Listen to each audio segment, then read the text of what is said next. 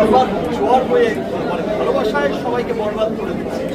এই ভালোবাসা অভিজ্ঞত থাকবে দেশ বিদেশের বাঙালিদের মধ্যে, বাংলাদেশিদের মধ্যে। ইনশাল্লাহ আমরা এই ক্লাব একদিন আমরা বলবো যে ভাই হাজার পর্যন্ত পৌঁছে গেছে ইনশাল্লাহ।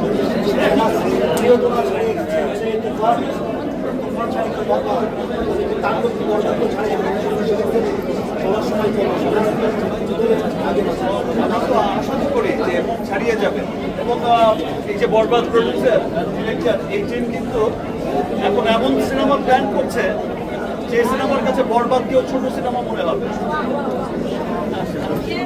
ভাইয়া আপনার ফ্যান, ভাইয়া আপনার যারা ফ্যান আছে তাদেরকে দেখেছি উন্মাদের মতো এবার অন্যান্য ছবির পাশাপাশি বরবাদ যেমন দেখেছে অন্যান্য সিনেমাও দেখেছে। এই যে বাংলা সিনেমার জোয়ার এবার চললো, সেইটাকে as a Shakib Khan Bangla industry যদি বলি শীর্ষ নায়ক, সেই জায়গায় কেমন দেখেন? সিনেমার একটা ফ্লো ছিল এবার ঈদে। আমি কত নাম্বার নায়ক আমি সেই বিচার কখনোই করিনি। আমার জীবনের শুরু থেকে আজ পর্যন্ত আমি নাম্বার নিয়ে চিন্তিত না।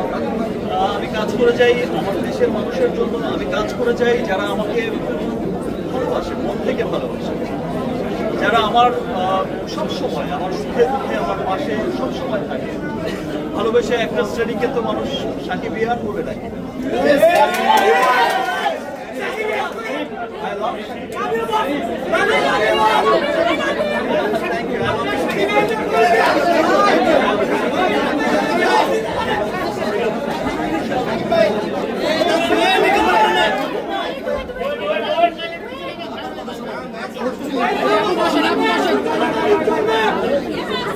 একজনকে উত্তর দেন না।